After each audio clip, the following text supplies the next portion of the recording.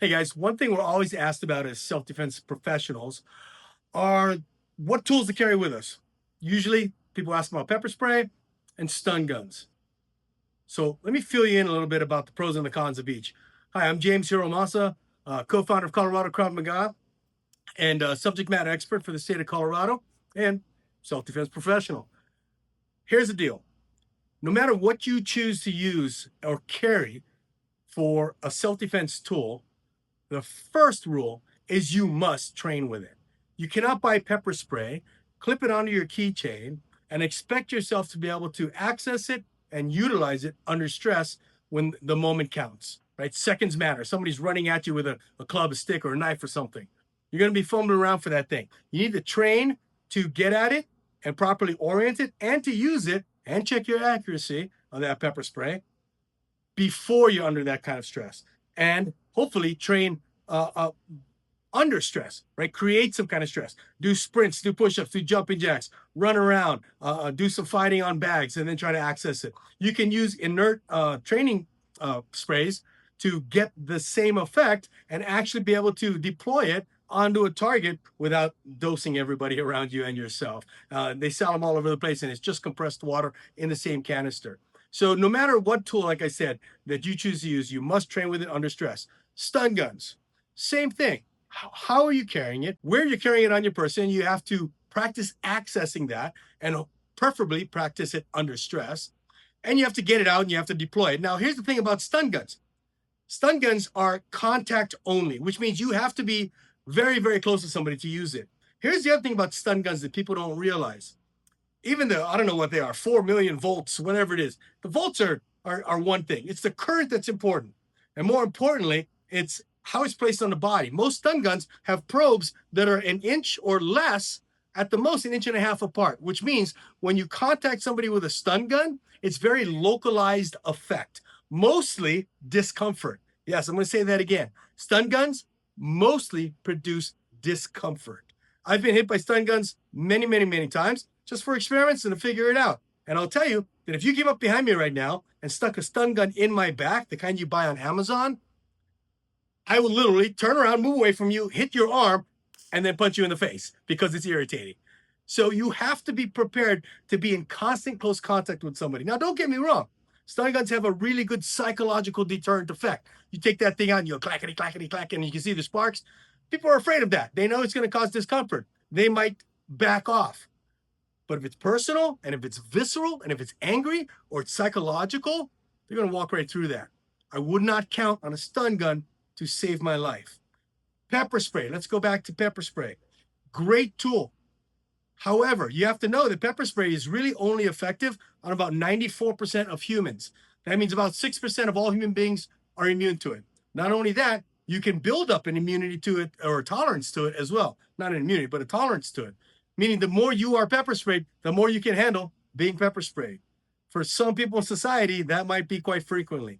So you have to consider that as well. And this is probably the most important thing that you have to know about pepper spray. It can take anywhere from 10 seconds to a minute for the effects to fully kick in, depending on the individual. Now think about that for a second. Most of the time, if people get sprayed by pepper spray and it's the first time, or second time or third time, they expect the effects and say they kind of collapse and cover and kind of wait for the effects to happen because they know it's coming. However, if somebody, again, is super angry, they have psychological issues, they're not right in the head, or this is a really visceral personal attack, they might be willing to chew right through that pepper spray until the effects really take hold. And that could take up to a minute. How many times do you think an individual can stab you in a minute? If you're going to use pepper spray for self-defense, and it's important and it's a good tool, but if you're going to use it, you also have to train how to defend yourself hand to hand. Assuming your pepper spray is effective out to about 15, 20 feet, somebody can cover that distance in about a second and a half. A second and a half. Now, you can turn and run, but it's going to take you about 3/4 of a second just to turn and start running. And it's going to take you another second and a half to 2 seconds to get the full stride. That means somebody that's approximately 20 feet away from you will catch you before you've taken your third step if you turn and ran. Think about that. You have to be able to defend yourself before, during, and after you've actually exposed someone to pepper spray. And be prepared to have some cross-contamination happening too. It might be something you might want to train with. So pepper spray, good tool, but it can take a while to activate on people, and it is not effective on everybody. Stun guns, good deterrent. I would not count on it to save my life. But let's take it a step further. What about a taser? Did you know that civilians can own tasers?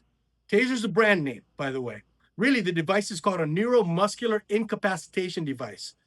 The device itself sends charges through the body that matches the body's electrical systems and disrupts them. And it causes lockup of the whole body. All the muscles kind of lock up at once. That's assuming you have skin-to-skin, probe-to-skin contact on both probes, preferably about 12 inches apart. And that's what you see on TV when somebody gets tased and they kind of get solid like this and fall over. That's called neuromuscular incapacitation. That is way different than a stun gun. A stun gun is discomfort. A taser, or neuromuscular incapacitation device, easy for me to say, will actually lock people up with good probe contact about 12 inches apart or better. You can buy those as civilians. They make civilian models. They have several different models. I'm not a spokesperson for Taser, but I do believe in the product. They even have ones that connect to your phone. You have an app, so if you deploy the Taser, it sends out emergency calls or texts to predetermined individuals or even 911.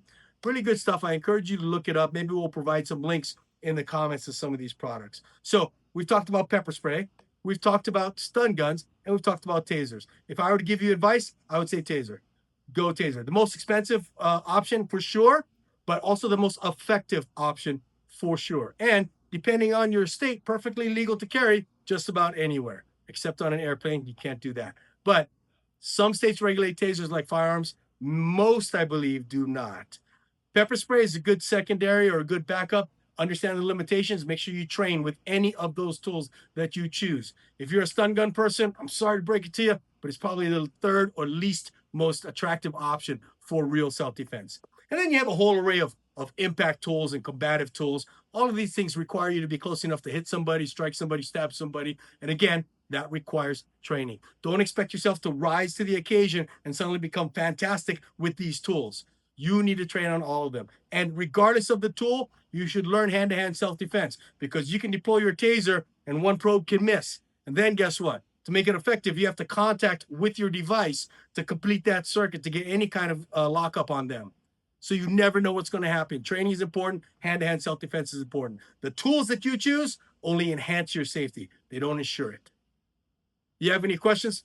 Shoot us an email or a message, and we'll be back with more another day.